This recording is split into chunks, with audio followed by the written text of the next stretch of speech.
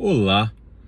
Um médico foi inicialmente punido pela prefeitura de Osasco por ter receitado, além da medicação indicada para um caso de gripe ou suspeita de gripe ou inflamação na garganta, enfim, algo do gênero, sorvete e jogos de videogame. A mãe se indignou. Vamos lá, não sabemos notícias do médico, pelo menos eu não sei, e tudo que eu disser será um juízo de valor com base nas reportagens. Feitas essas ressalvas, é importante deixar claro que os profissionais da saúde têm que prescrever tratamentos, intervenções, medicações com comprovação de eficácia, com comprovação de evidências científicas. E aí temos um grande problema, porque nem sempre os profissionais da saúde entendem o que são evidências científicas, se as evidências são de qualidade, são em quantidade, se aplicam ao caso concreto. Então, é muito delicado essa questão. Acaba que os profissionais da saúde vão na prática do dia a dia, com base na sua experiência, com base na experiência dos colegas, no que ouvem dizer, no que escutam e veem em congressos, no que é recomendado pelos conselhos, sociedades e associações, e assim vai. Porque pegar a fundo as evidências, ler, não ler somente a conclusão, ver se a evidência se encaixa ou não, avaliar se a evidência tem quantidade e qualidade, são poucos que fazem. Bem, uso de sorvete para dor na garganta. Receita antiga, ameniza, tem evidência, não tem, que faz mal, não faz mal? Ao que eu sei, não. Mas, prejuízo, parece que nenhum. Uso de videogame, talvez porque a criança tenha que ficar de repouso. Qual o problema? Há um jogo que tem violência, é só os pais supervisionarem. Se a criança tem condutas violentas, não tem. Então, assim, me parece que a mãe ficou insatisfeita porque atendimento público já veio insatisfeita, talvez, com a demora desse atendimento. Enfim, estou supondo. E chega, o médico vem, prescreve medicação e depois prescreve sorvete e jogo de videogame. Ela pode ter se sentido desprestigiada, prejudicada e reclamou. E a prefeitura inicialmente, ao que parece, demitiu e depois readmitiu o médico, porque teve uma repercussão negativa e depois uma repercussão positiva nas redes sociais. Tratou-se aí do caso, ao meu ver, de um atendimento mais humanizado. Eu imagino que o médico tenha conversado ali e falado, quer saber, além da medicação, fica em casa, descansa, joga um videogame, você gosta de videogame, toma um sorvetinho para amenizar a dor.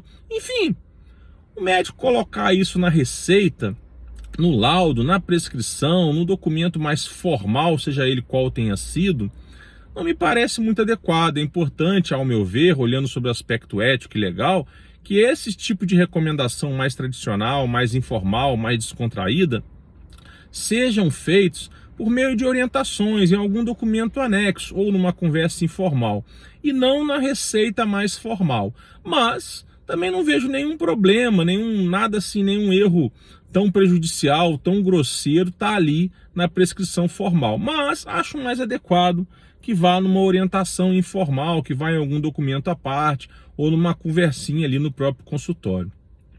Verdade é que parece que o Conselho Regional está investigando, no máximo aí é um caso de advertência e olhe lá se for. Mas qual foi o tratamento prejudicial que esse médico recomendou? Nenhum. Vem acontecendo um monte de coisa errada, um monte de coisa ruim no mundo do autismo. Médicos vêm recomendando carga horária das terapias, vêm recomendando requisitos legais para o exercício profissional dos terapeutas. E os conselhos vêm fazendo vista grossa. Muitos médicos fazem isso por ignorância, outros fazem porque tem clínicas com esses profissionais, com as qualificações que eles recomendam, então eles vão ganhar dinheiro de certa forma com isso. Outros recomendam porque tem conchavo com profissionais que têm essas qualificações.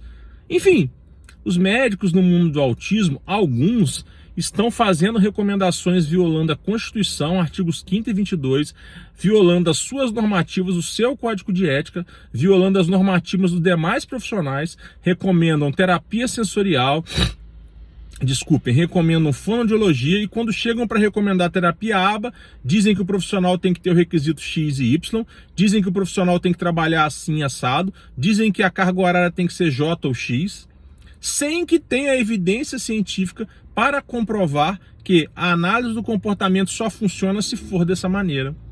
Tem um descuido com a terapia fonoaudiológica, por exemplo, ou colocam lá que o profissional tem que usar o método PROMPT.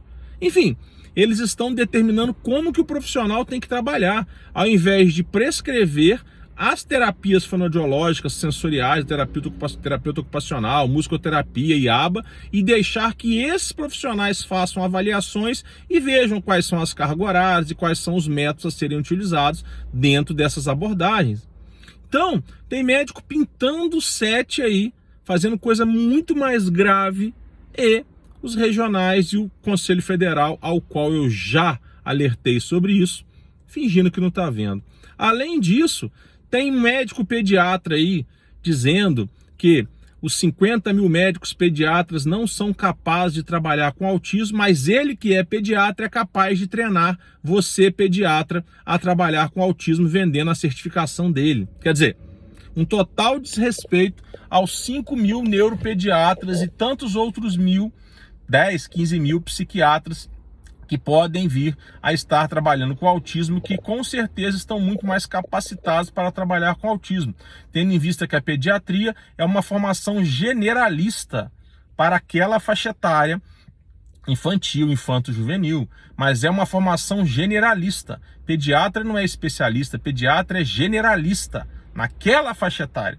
Especialista é neuropediatra, especialista é pediatria oftalmológica, enfim.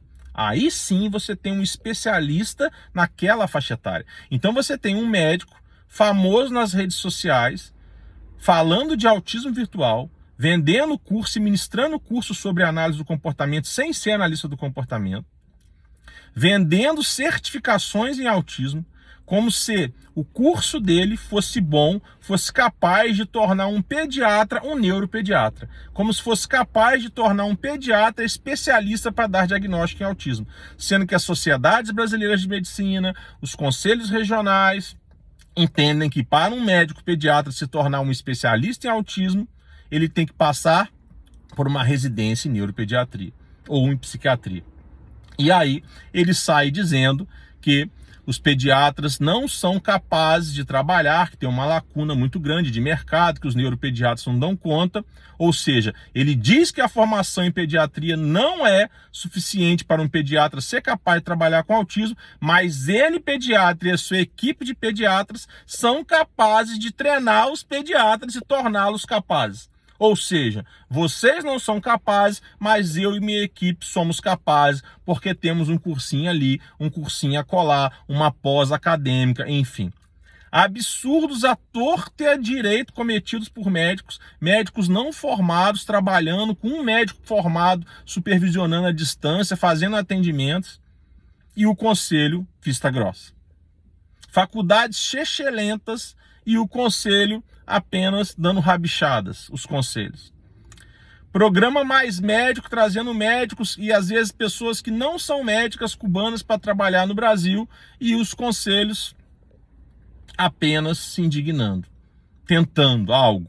Mas enfim, um monte de barbaridades acontecendo, nós consumidores, principalmente a população carente, na mão desses maus profissionais, e um médico de atendimento público que tem uma preocupação, um zelo maior com o seu paciente, um carinho de fazer uma recomendação ali, provavelmente com base no que conversou com a criança, porque ele não ia falar de videogame se a criança não falasse que gostasse de videogame. Eu não acredito nisso. Ele não ia falar de sorvete se a criança falasse que não gostasse de sorvete. Ah, Diogo, não tem criança que não gosta de sorvete. O Diogo filho não toma sorvete. Toma milkshake, mas não toma sorvete. Tudo bem que autista é um caso isolado, mas o foco não é esse. O que eu estou querendo dizer é que provavelmente o médico no atendimento público, que eu acho que é atendimento público, de novo, lá no começo do vídeo, com base nas reportagens que eu li, tem um atendimento mais bacana, e por causa de um descuido, ao meu ver, formal, de prescrever num documento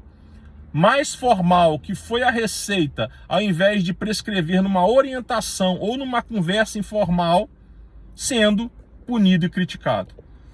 É isso aí.